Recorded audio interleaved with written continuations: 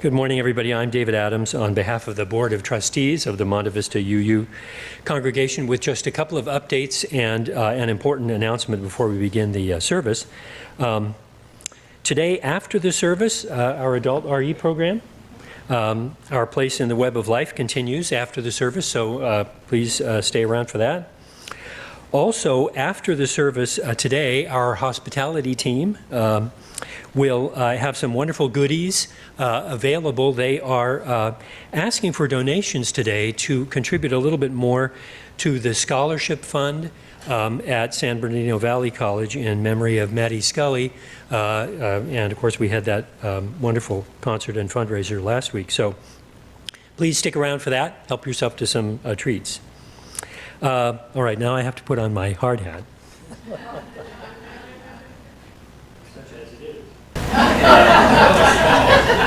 Look at how much we've raised already. Wow. Each one of these represents $500, right? So we have already raised over $18,000 toward our 25, toward our goal of 25,000. We're not there yet, so I'm going to take this off. It's going to fall out. So we're most of the way there.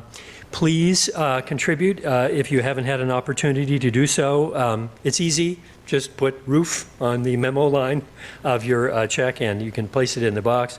Or there are envelopes there. Just put a roof on the envelope and then place it in the model church. And so we're really looking forward to getting that done. Okay, now let me finish with an important two-part announcement. And this went out in the Thursday email, and we'll be mentioning it every Sunday for the rest of the month. So on October 29th, which is what, 2 weeks from today, Sunday the 29th, after the service and a little bit of time with the spooky coffee hour, is that what we have? The board is inviting you to join us for an informal meeting after the service, at which we'll be sharing with you information about some major work we need to do at the Montessori school, the part of our facility we rent to the Montessori school. We'll give you the background, what we've learned, answer questions, listen to suggestions. So that's 2 weeks from today after the service, all right, on the 29th. Please be there. And then, and this is the really important part, the following Sunday, which is November 5th, the board is calling a special congregational meeting as per Article 5, I think, of our bylaws, to vote on a proposal to identify funds and hire a contractor to address the fire alarm issue down there. And again, all of this will be explained in more detail than you probably want to know soon, okay? So we need to have at least half of our membership present on either here in the sanctuary or on Zoom on November 5th. So please mark that in your calendars, okay? It's very important, and make every effort to attend. All right, well, with all that, we'll begin our service with Reverend Maggie Yenoki.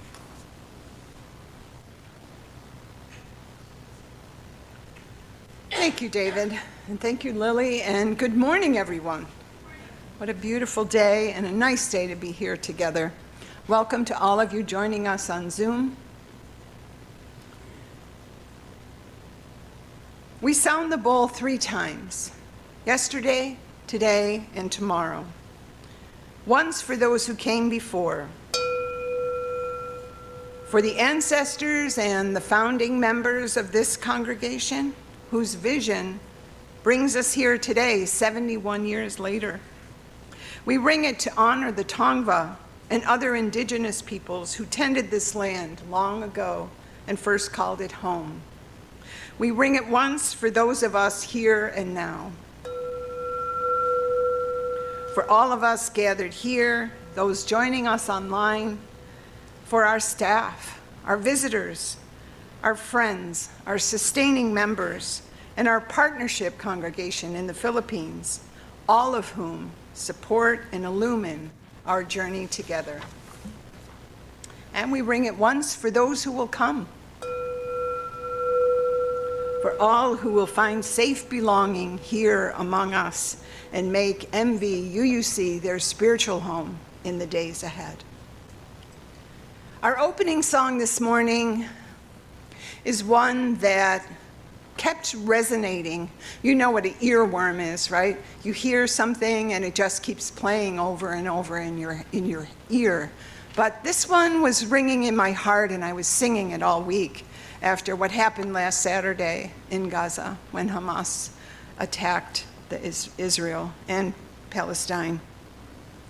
It's a video of our UU band that's known all over the country and beyond, Emma's Revolution. There are only 3 words to this song. It's known as peace, salam, shalom. There are parts where you will be drawn to sing along. Dancing is also welcome, clapping, however you feel you want to participate, or just, you can just sit and enjoy as we open our service with peace, salam, shalom.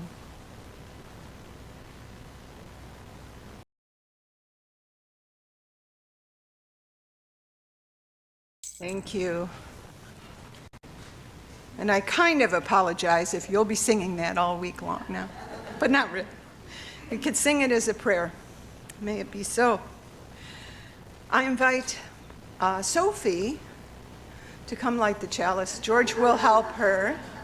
George will help her do it. I should have had her do it during blessing of the animals, right? Yeah. David, I'm putting your hand in the box. I don't want you looking for it.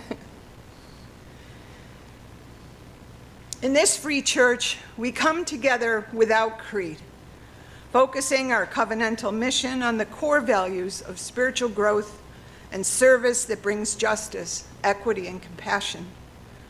We offer mutual acceptance of our diverse ways of being as we seek to connect ourselves more fully with one another amid the unfolding truths of life in this world.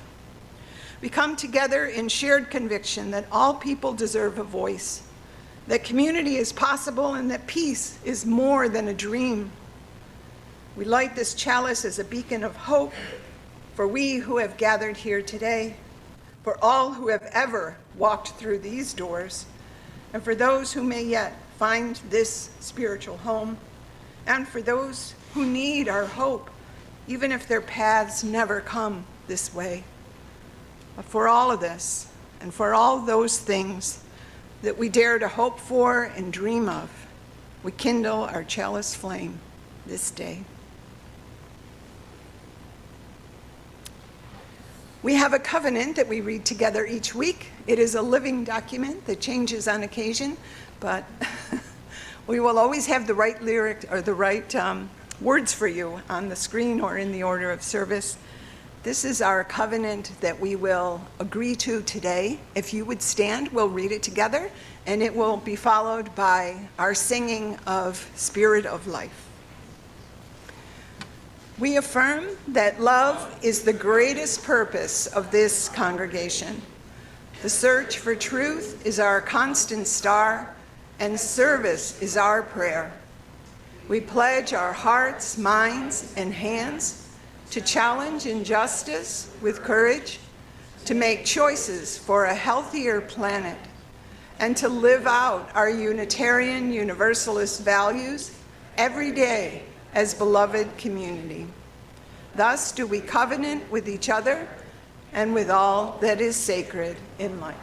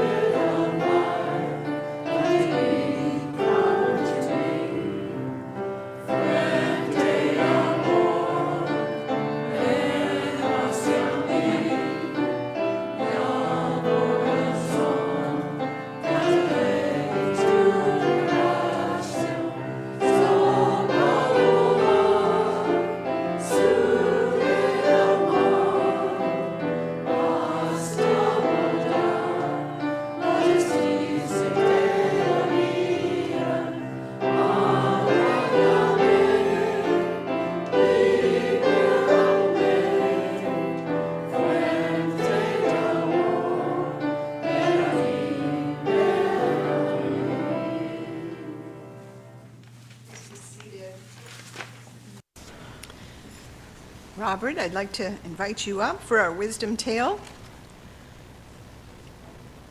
This wisdom tale is written by Erica Hewitt, and it's entitled, Making Room at the Table.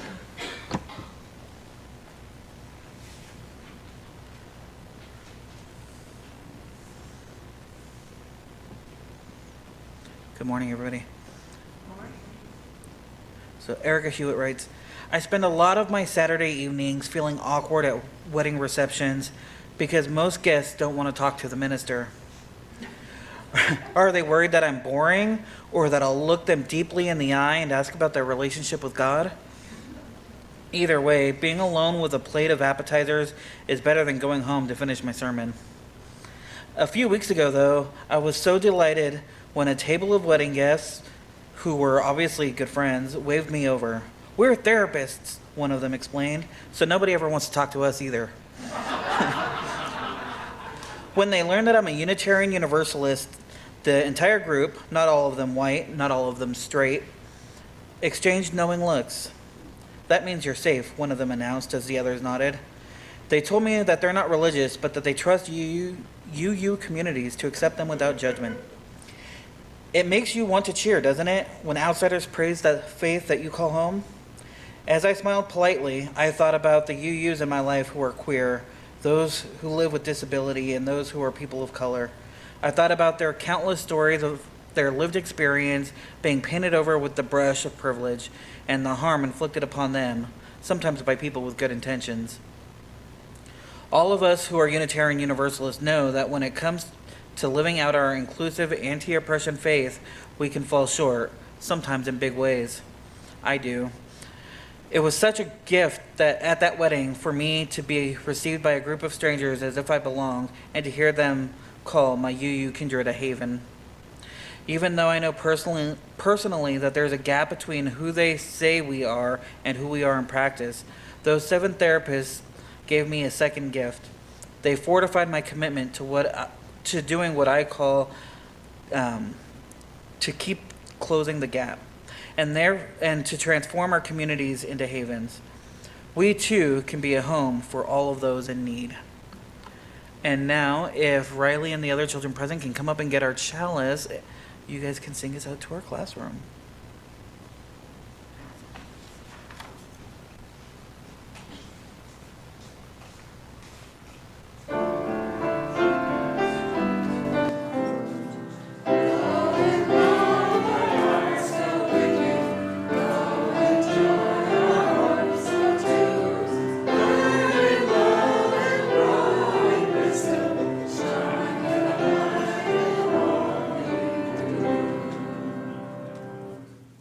Have fun with Hedwig. My little Harry Potter owl loves to go to the class with him. He sits in the office all week with Brenda, but on Sunday, he goes to RE. Yeah. Our communal actions of generosity are one way that we live out our values. By taking time to gather our offering as part of our weekly worship, we're embracing a ritual that says that our giving is an essential part of the life of our congregation and also our spiritual well-being. We celebrate how the two are connected and woven together in our lives. One way that we live out our ministry in the community and offer our generous compassion to those that are in need is to share our offering plate with a local charity that was pre-selected by the Justice team and approved by the board. For the month of October, the undesignated offerings that we gather in our offering basket will be shared with the Klein Bell Institute of Claremont, whose mission is closely aligned with our own values. They offer spiritually integrated counseling service on a sliding scale to anyone who's in need. They provide outreach programs to strengthen the wholeness and quality of life for those in our community, and they reach out in multicultural contexts to provide and train in spiritually integrated psychotherapy. So all of the offerings that are taken up in October that are not designated to fulfill pledges that were promised to the congregation or other fund drives like the roof, they'll be shared 50-50 with Kleinbell. So for now, while we are blessed by Lily's offertory, I invite those in the sanctuary to please come forward with your generous offerings, knowing that it is with deep gratitude that the many gifts of this congregation, that the offering will now be given and received. Sharing our delights and our disappointments is one of the ways we enjoy our relationships, one with the other here at Monte Vista. We have these little yellow papers that we keep by the door, but we've moved where they are. So they used to be on the green table over there, but they are now on this side near the name tags. So moving them was a good thing because I have like 4 or 5 of them today. One that came in on text, and that's always possible. We love technology, right? Came from Jimmy Grissom. He's on his way, but he's at the mercy of the bus service that was stuck this morning. But Jimmy got a job in Montclair. He is so excited. He begins in November. So yay, Jimmy. Yeah. Oh, this one comes from Carissa. Donovan busted his chin open. On a big kid playground equipment and his school's fall festival on Thursday night. Thankfully, he only needed Dermabond, not stitches, but he still needs to refrain from any physical activity until it heals. So any of you that know Donovan know what a challenge it is for him and his parents. So, yeah, a healing come and knit that up with no scar would be great. Maribel sent a couple of them to us. One is from Barbara and Ron Quinn. This is a concern. They're former members. They're living in Bellingham, Washington. They want all of us to know that keep Ron and Barb in your thoughts. Will do. Will do. Please let them know. We will. And I'll be following on Facebook with Barbara. Yeah. Also from Maribel, I talked to Patty Alzatma this week as well. She's a former member, but she's here often, Patty. She still has deep heart connections with us, yeah. But she and her 4 daughters are full of apprehension and sorrow with family members in Gaza.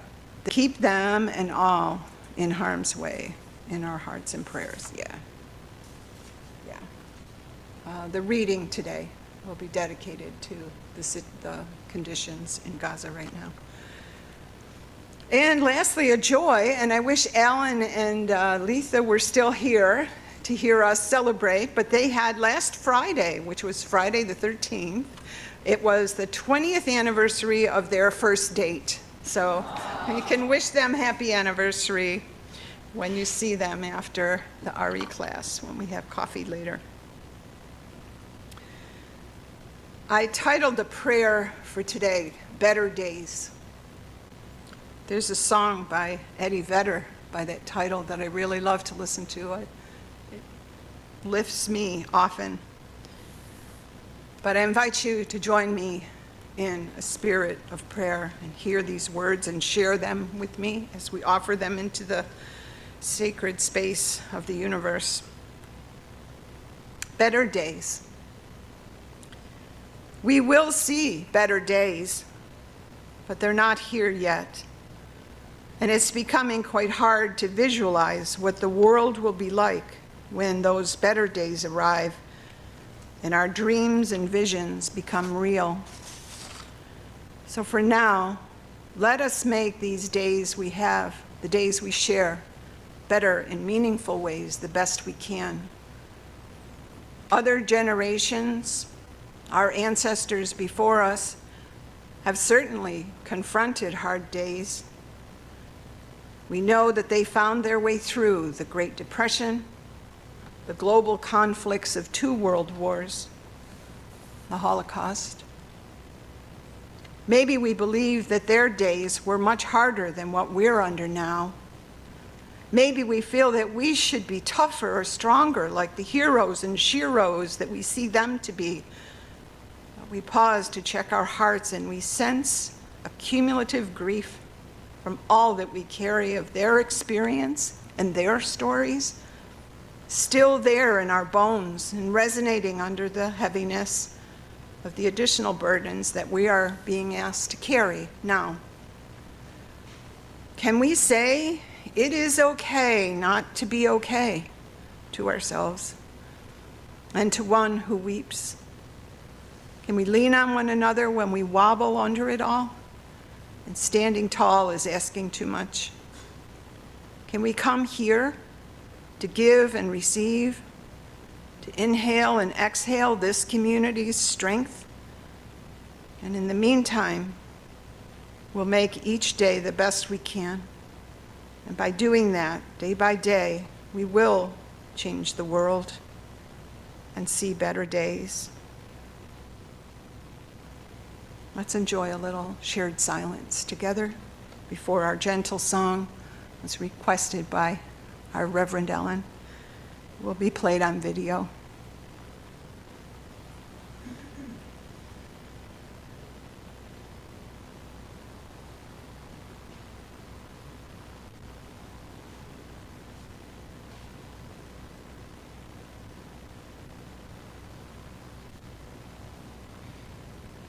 You can get it ready, Jaryus.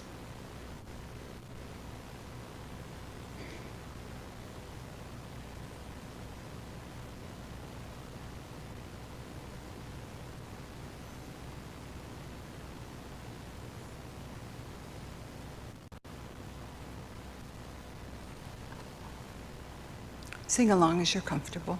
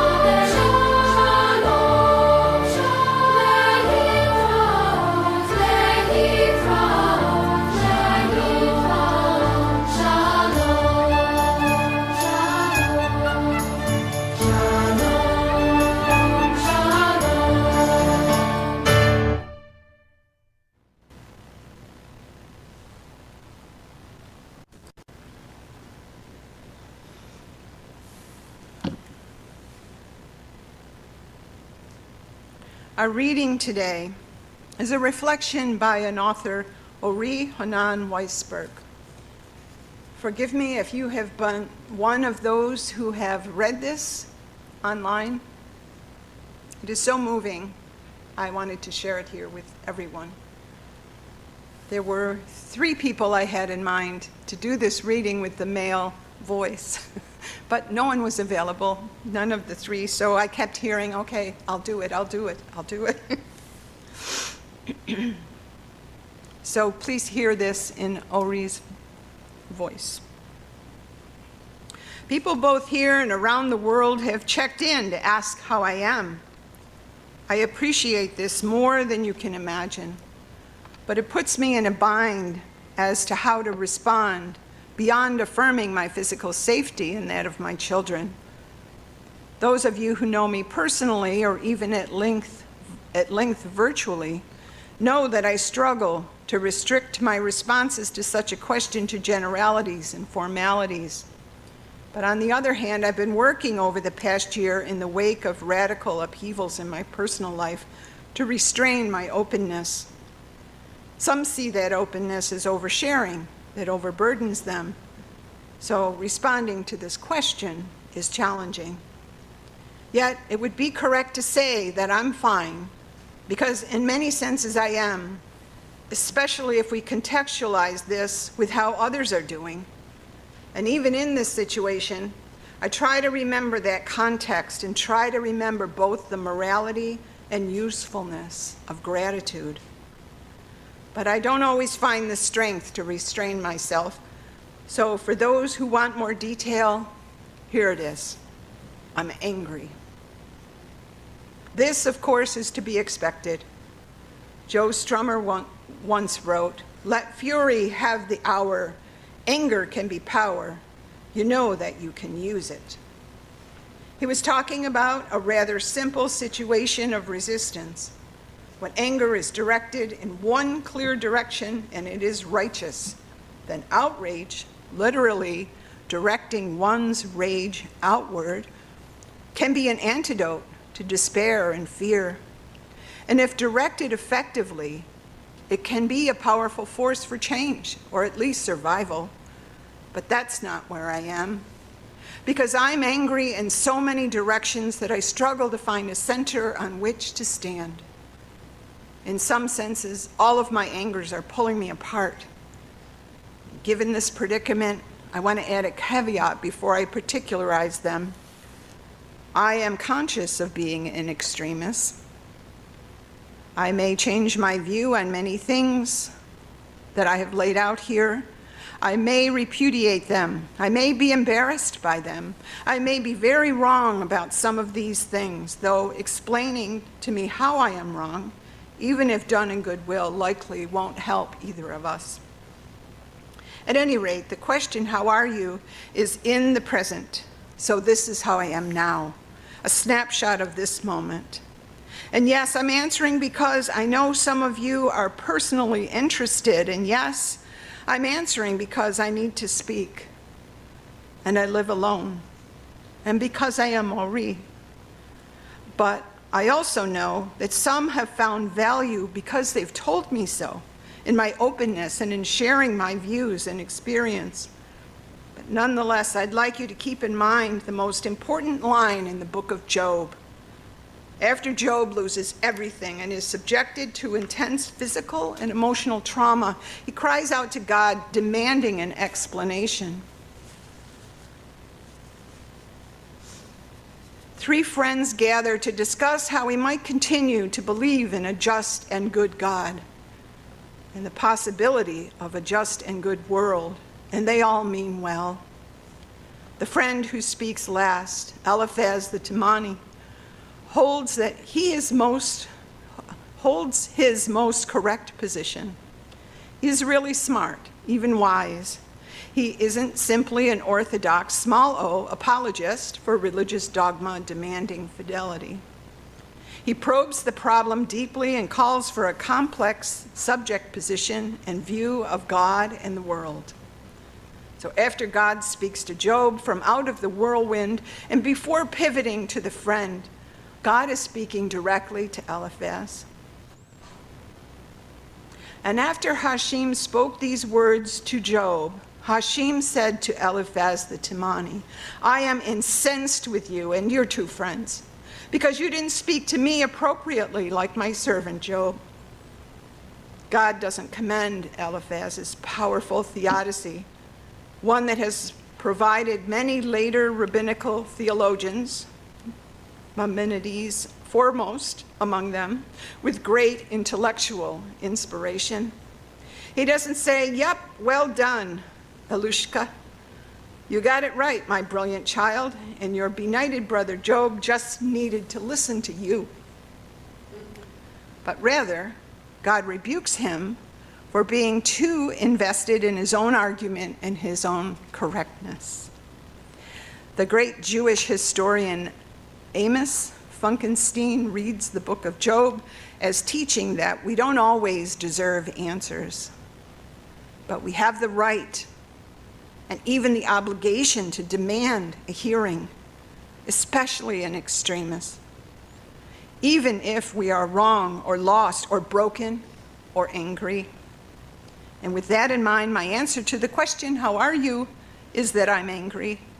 And it includes a list of things that I'm angry about, in no special order and certainly no hierarchical ranking. I am angry at Hamas about the vicious slaughter and widespread trauma they inflicted gleefully on so many people. I'm angry at Israel's vaunted security and intelligence communities and institutions, whose often appalling moral decisions and violations of rights have been justified with recourse to the necessity for security, for nonetheless failing to keep us safe. I'm angry at this absurd government led by a man who has time and again placed his own interests and power above duty to country while posing as a superlative patriot and has never paid a political price. And I'm angry at his party for clinging to him despite his amorality and immorality, because doing so has served their own interest. I'm angry that for years he funneled cash from Qatar to Hamas while posing as the only one who can keep Jews safe. And I'm angry that so many people bought into this, and I'm angry that so many still do. I'm angry that more than 2% of the population somehow doesn't want him to resign immediately. I'm angry at everyone who voted for any party in this government who hasn't apologized for empowering such a group of corrupt and irresponsible chauvinists and zealots. And I'm angry at Hamas for undercutting the struggle for Palestinian rights and lending credence to the caricatures of Palestinians as bloodthirsty savages who just want to kill Jews, which is so far from the truth.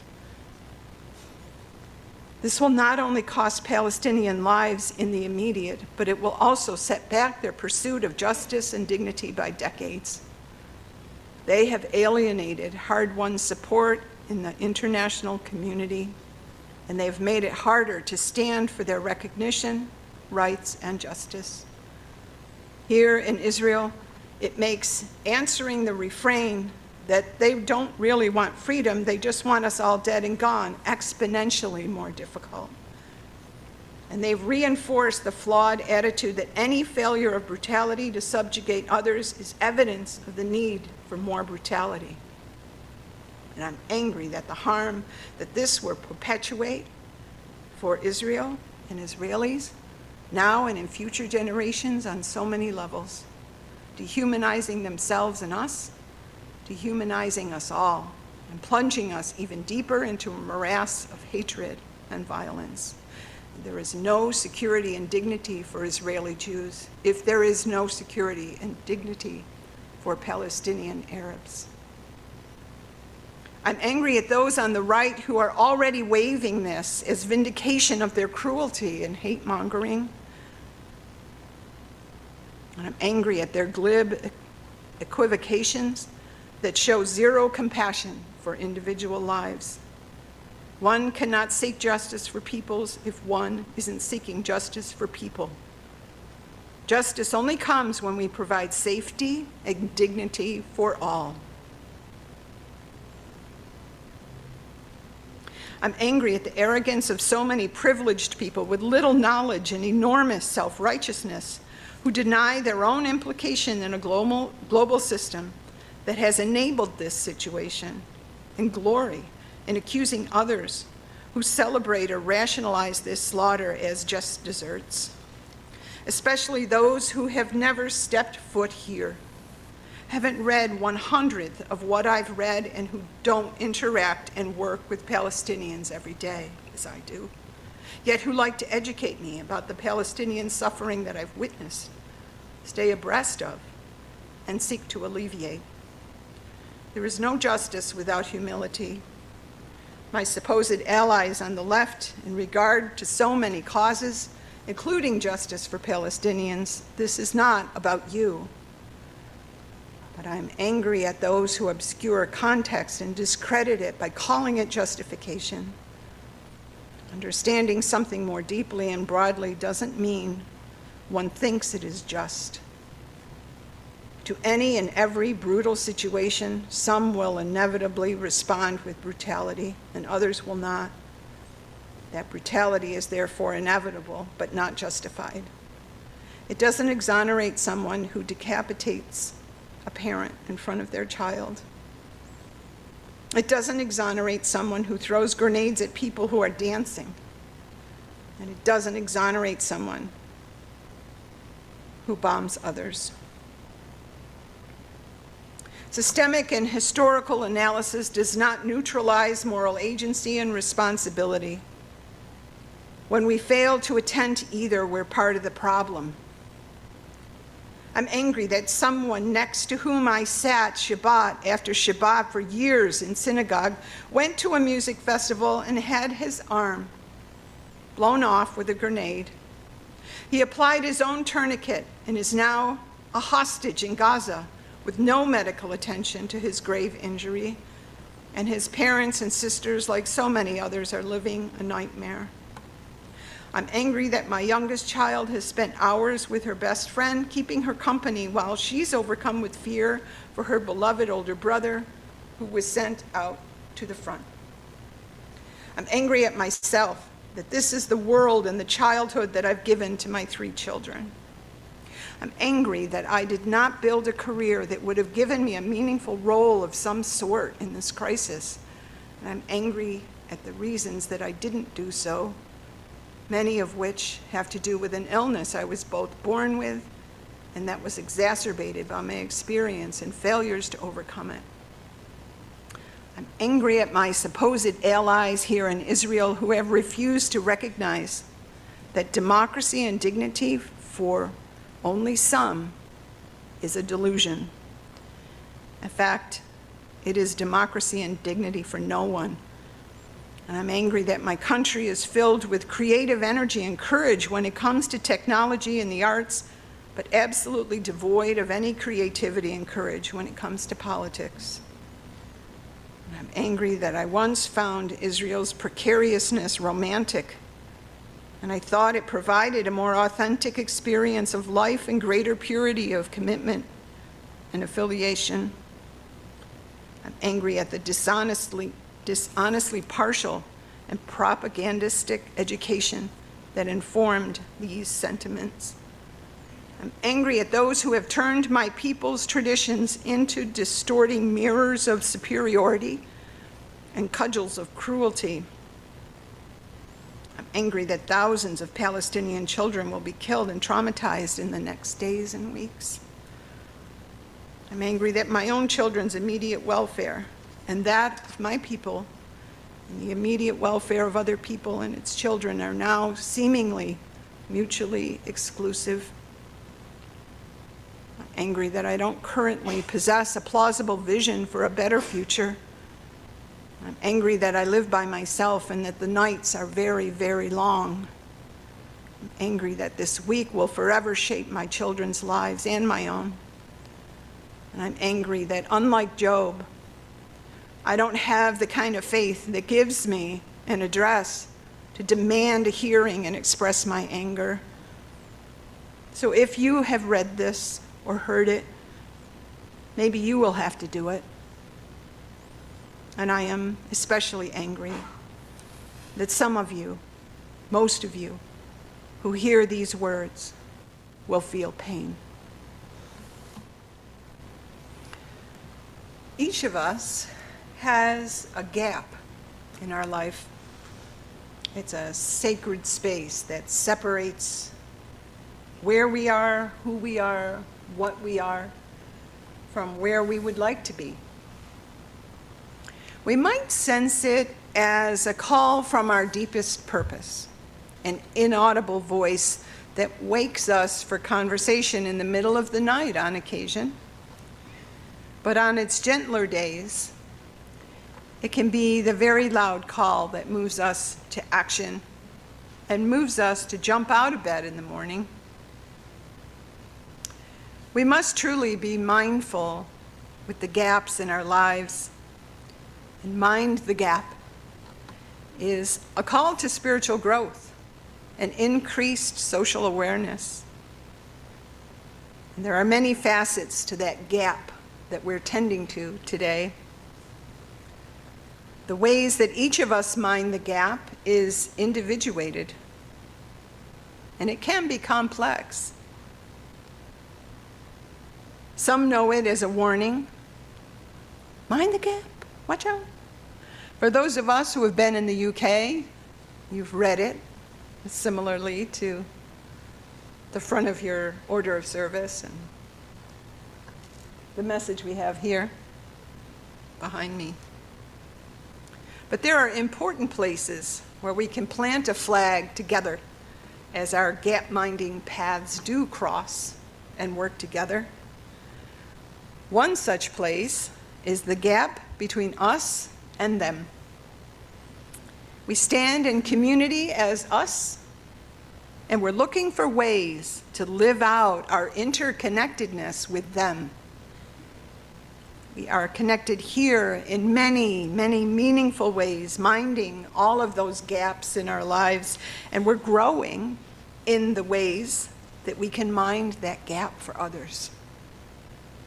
We donate to the Beta Center to tend the gap between our neighbors and hunger. We support our Calapayan Partnership Congregation on the island of Negros in the Philippines. We receive support from them as we engage with them online and in relationships and learn their ways of living out our UU faith. It's really incredible. We work to mind the gap between those of different social locations. And we'll be hearing more soon about the new 501c3 that our members, Caitlin and Manny Salgado, have created. It's titled 111 Hope Foundation. And the two of them, they are truly minding the gap. They provide essential support to the most vulnerable in our community, many of whom live in the high desert near Victorville or Hesperia. And they assist those who are used to being disregarded or overlooked and underserved, with a focus on the unhoused, the unparented youth, and our military veterans that are in need. And we can all offer a lot of gratitude to the Salgados for the work that they're doing. We turn now to notice other types of gaps that we need minding as well. There is a gap between generations.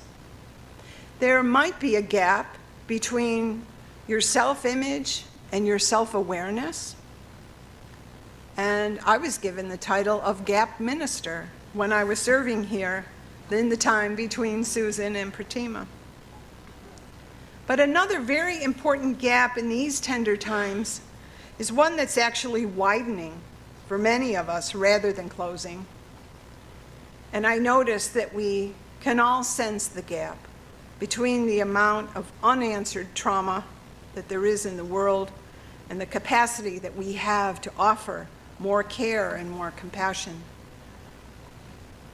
Prolonged exposure to other people's trauma and devastating world crises can increase our sense of vulnerability and create an urge to withdraw that has a name. It's called compassion fatigue. There's an article in Psychology Today that you can read more about. It defines it as a secondary definition of compassion fatigue, refers to the experience of any empathic individual, which is all of you, everyone I know, you're all empathic, who is acutely conscious of societal needs but feels helpless to solve them. People who actively engage in charity work or volunteering may come to feel that they cannot commit any more energy time or money to the plight of others because they feel overwhelmed or paralyzed by their pleas for support and feel that the world's challenges are never ending. Professional groups such as nursing and police unions and both ministry and medical associations have become more aware of the cause and effects of compassion fatigue and suggest ways to better care for ourselves in times such as these. And perhaps we can all be moved to increase our regular exercise, our healthy eating, make a commitment to get adequate rest, to change our news source to avoid the panicked reporting tactics that are maybe designed to scare us just a little bit or a lot, to take uninterrupted, regular time off, and to make it a priority to engage with regularly scheduled work with a good therapist.